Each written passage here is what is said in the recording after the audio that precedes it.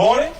Good to have you here with us. Good morning, TJ. How are you? I am doing all right. Now, we got to start with something. We have been reporting, and it has been attributed to you, a statement out there that you allegedly issued through your publicist apologizing for that routine. But you and I were just talking here in the commercial break. You said that's not really your statement. So tell me what the deal is.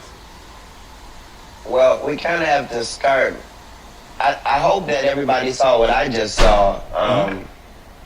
If a person starts their heckling with F America, then that gives me the right to defend my country. I couldn't be anti-Mexican. My Mexican fan base is largely responsible for me even existing. So between them and the black community, it's really all I have. But I don't think I need to apologize for being pro-American.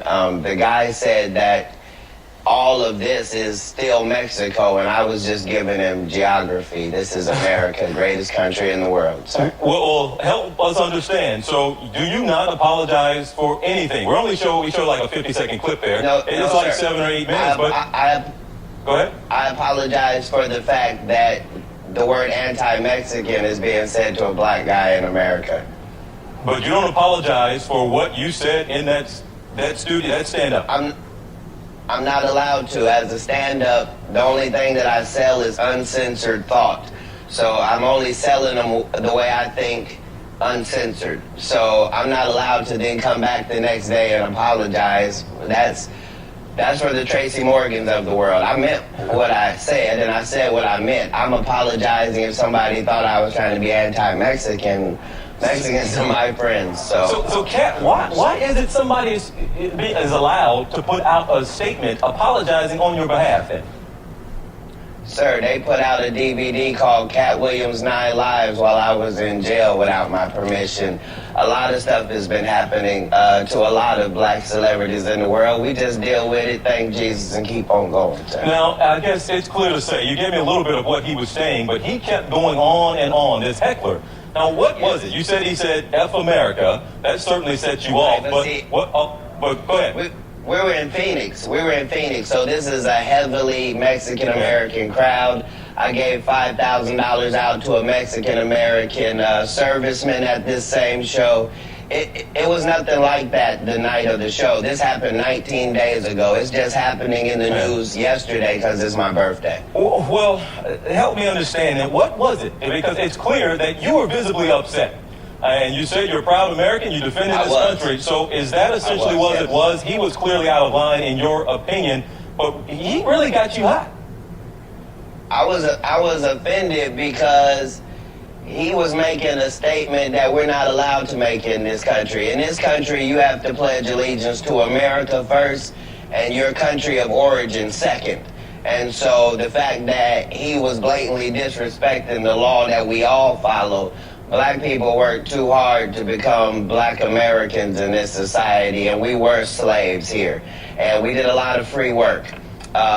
Whatever they did was in another country, and we certainly applaud their history, but don't come here talking to sons of slaves about that. And if there's something anti-Mexican about what I said, then I apologize for the anti-Mexicanness of it. I was talking to one individual. I guess that's part of it, that or at least one line in there that did get some people probably upset more so than others, because a lot of people familiar with your comedy. I am as well. I didn't hear a whole lot that was, a departure from some of the other stuff I've heard you say in routines before, but you did say we were slaves, speaking of black people, y'all just work like that at the landscaper. Even that statement, you don't apologize for that one either? You think that one got too close to going over the line?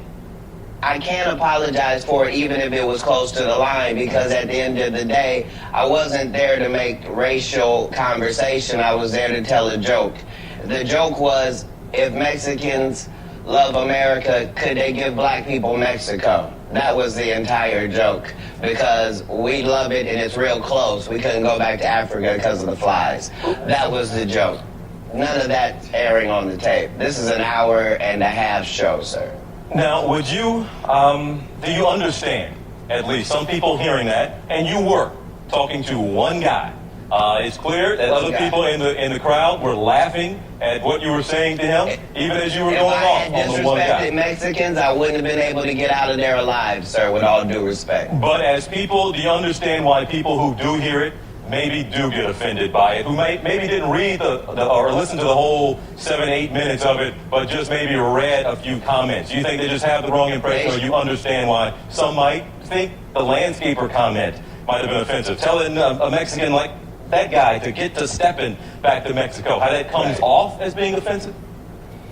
No, he said that we were in Mexico. So let me just say this. Yes, I can see what you're saying, TJ. Yeah. And at the end of the day, I think those people should watch more of this CNN show so they can see there are real news factors going on in this country, things we should discuss, like our president versus football, rather than worry about what a comedian's saying. If you don't like me, don't come see me. If you do like me, I'm here for you. But I love Mexicans and I love Mexican Americans. But I love America overall. Let's be very clear about that. Any concern about how people might view you down the road, how this could impact your sir. career down the road? People None. might not want to book you in Texas or Arizona or fantastic, California.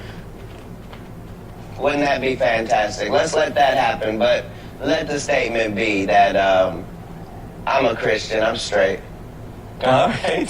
Well, we will leave it there. Again, I'm glad we got to clear it up, because we have been, Katt, And this thank morning. you, TJ. We have been talking about this morning an apology that Katt Williams sent out, and you're telling me that was not your apology, so that's important to note this I morning. just made my apology, TJ, live in front of CNN. Katt, good to I mean, Katt Williams had a point, like Mexicans love Mexico. Can they give it back to Africans? He has a point. The one thing I'm gonna say is I did watch that video and he reacted super much though. Like, if not for the securities, like the guy would have gone on stage and have a punch with Katt Williams,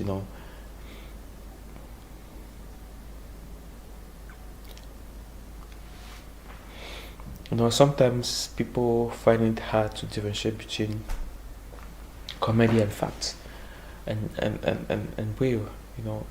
Most of the time comedians say they say serious things through a comedic voice or tone or way, and also most of the time they say unserious things through a comedic tone. So it's left for you, the audience or the listener, to be able to distinguish between which one is a comedic tone and which one is real. Like for Katt Williams, what he was saying,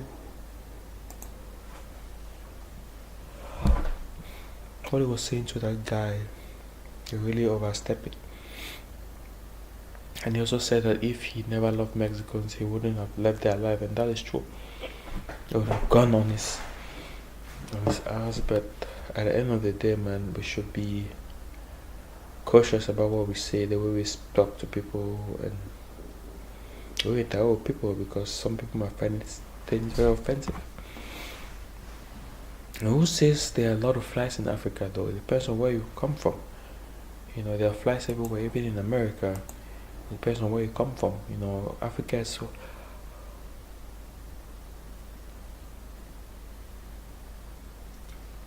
Africa doors are open, especially to the diaspora in Ghana and other countries. You can get your passport and visa and or whatnot like that. Even be a citizen. And just choose which country that your 23andMe is more related to and go for it.